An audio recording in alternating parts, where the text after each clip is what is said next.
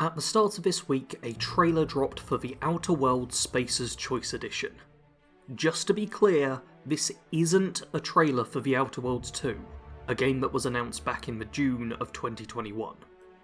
Oh no, this is a trailer for a remaster of the first game, a game which came out on the 25th of October 2019.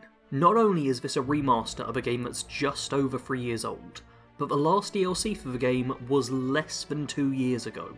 It feels like there's been a lot of remasters recently, and for some of them, the duration between initial release and remaster is getting shorter and shorter.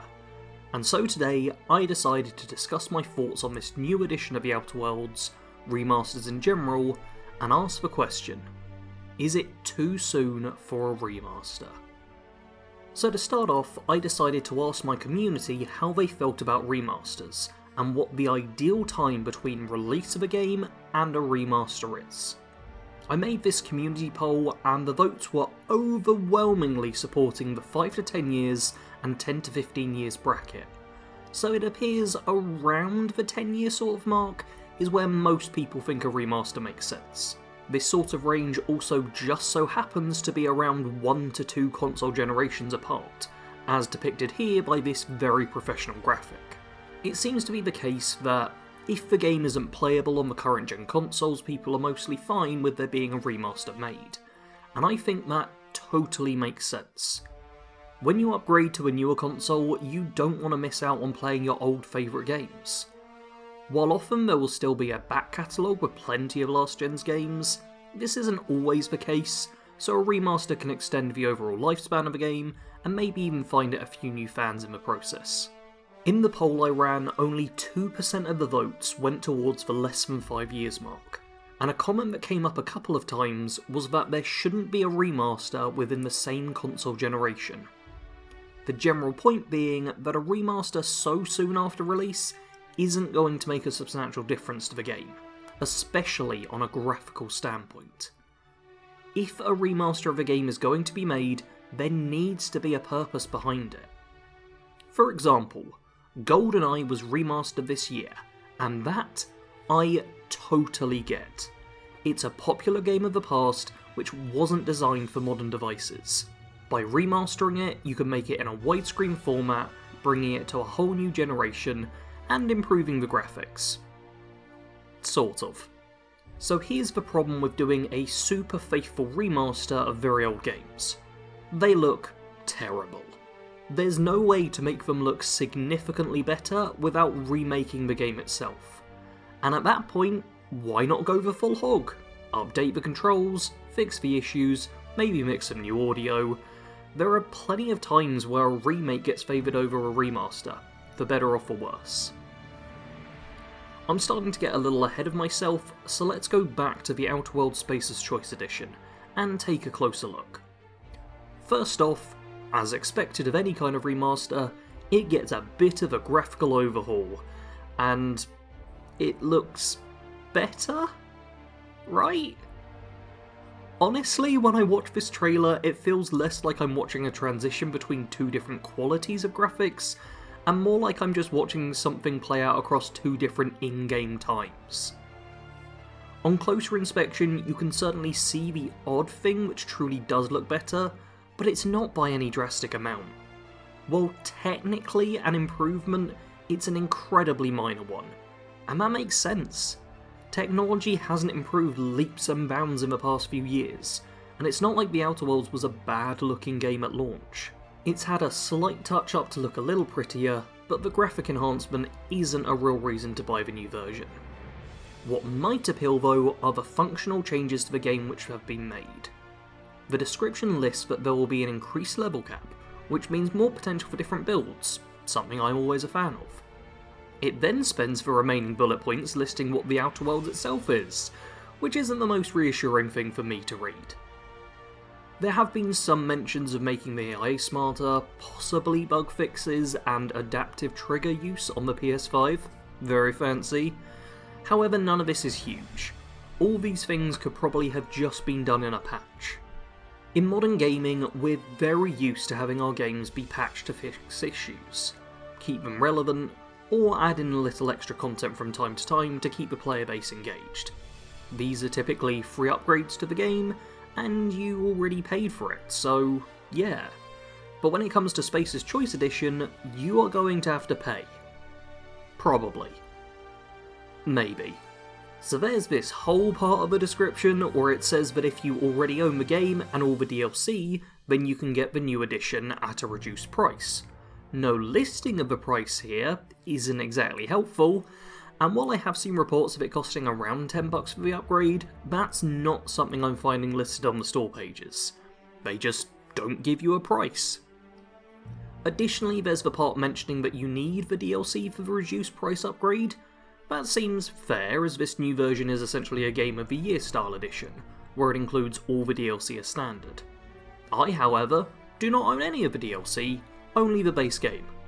I have no idea if I'd have to buy the full Space's Choice Edition, if I need to purchase the DLC and then be eligible for the reduced upgrade cost, which would then be substantially higher as I'd have to add the current DLC price onto that, or if there's a slightly more expensive upgrade version for people who only have the base game but want the package deal.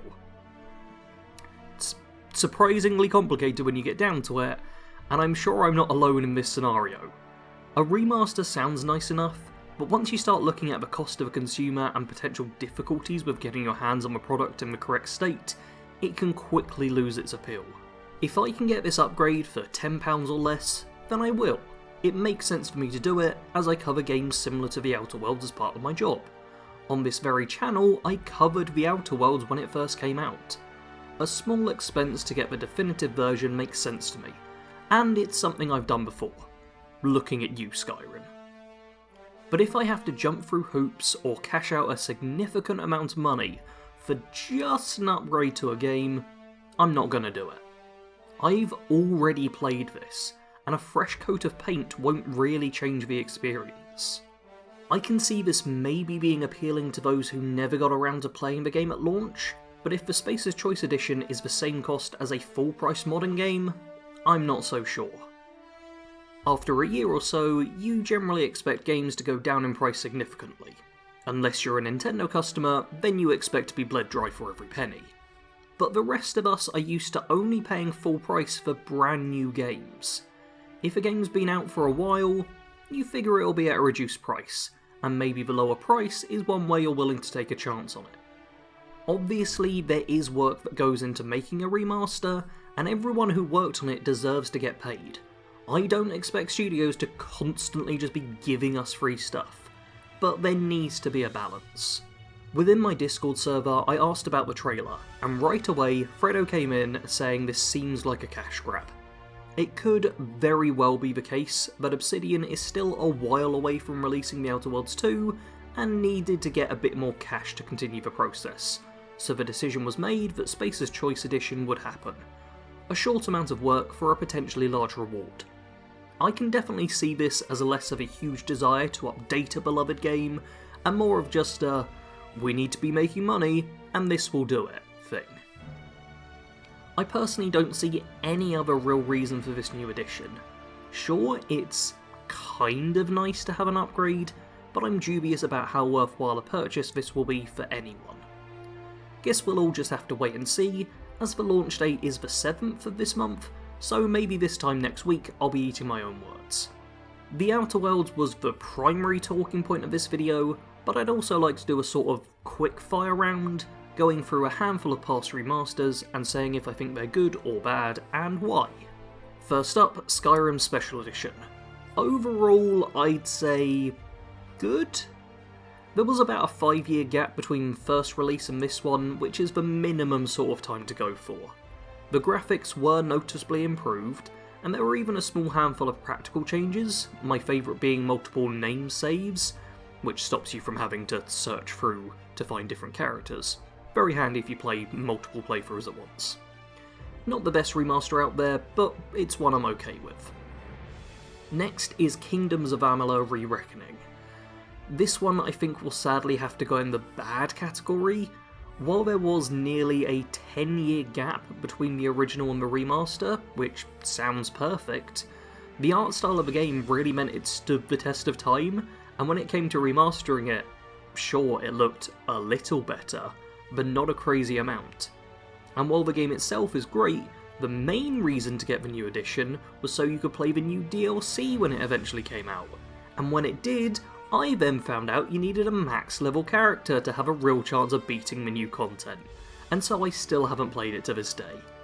I may be a bit salty about that. Next game, GoldenEye.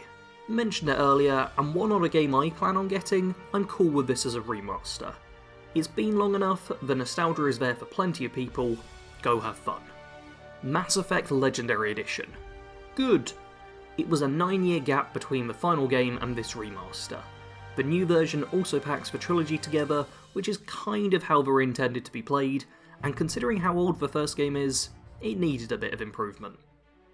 Halo Master Chief Collection. Same sort of deal. Good for all the same reasons. GTA The Trilogy Definitive Edition. This one's bad. This is bad. Sometimes when a game gets remastered, it manages to get worse. This was the case here, specifically with San Andreas, where I saw the examples, where the rain blocked the screen, the fog was gone from the map, so it all seemed absolutely tiny, and there seemed to even be new bugs that were added in. It was a terrible remaster, and I feel that both Rockstar and Blizzard are locked in my mind as companies that screw up remasters, thanks to both this and the whole Warcraft debacle. Finally, the Final Fantasy Pixel remasters. Good. I actually bought this one outright as I'm a fan of pixel art turn-based JRPG style games. Final Fantasy IX is basically my favourite game of all time, and I looked forward to playing these old games without them looking like absolute trash. This collection gets you games 1 through 6, which is nice.